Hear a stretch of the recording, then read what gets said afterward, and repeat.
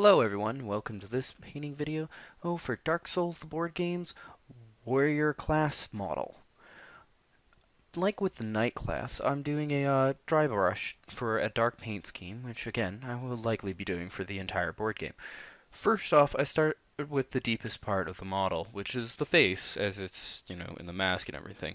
But then I move quickly on to the dark metal that you see here, which gets used for the helm, the metal on the weapon, and the shield. The rest, which I move on to following this, is right here actually, is the mid-range metal that I use. I like to use this primarily for chainmail and similar things, which is exactly what I'm using it for here. For the most part, it only gets used for, well, chainmail. I don't believe I use it anywhere else on the model. Then I use my darkest gray for the actual cloth, and just for a little bit. The brown ends up being used successfully on the model, but this is where the color starts to come out, as this gets used on any of the leathers, including the boots, the one glove that you can clearly see, the belt, and also the shield, as you first saw.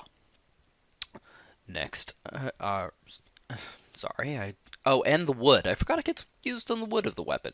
And I later had to re-add metal to the rings there, and here is it applying to the belt. This model was had a lot more color to it and took longer than the knight, as the knight was pretty much just 4 colors for the whole thing. But here I move on to the red, which I use for any of the cloth, just sort of the pants that I use the gray for. I even use it for the trim later on at the bottom of the outfit. And then here, while this looks like white, it's actually my lightest gray compared to white, which you'll see later as it will be used as a second coating over it. It is clearly a gray. But funny enough, on the shoulder piece, it makes the whole thing look a little bluish. And then I believe that's me. Yes, there's me reapplying the red to the bottom. Sorry, I went out of frame there for a bit. And that should be the end of the dry brush. So with some touch up in between, I then end up moving on to the highlight coat, which also is dry brushed on. Doing the face there real quick, and then moving on to the chainmail. This is also the color that I use for any belt buckles and stuff like that I want to be predominant. And but this is using my brightest metal. Then I move on to the tan color that I use for highlighting the browns. I think I applied it a little bit too much on the boots and the leather straps, but it came out all right in the end. I needed to actually apply a bit more to the staff, or the staff of the weapon in the back, as I did there.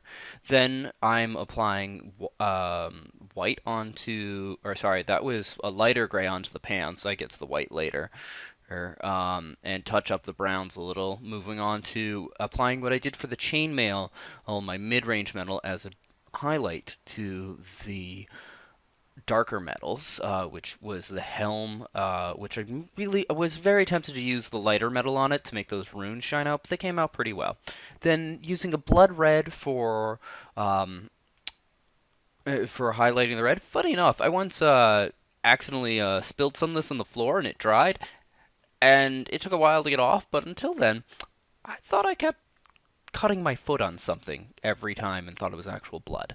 But here's, as you can see, the white is significantly different. But that's the entire model. Thank you for watching, everyone.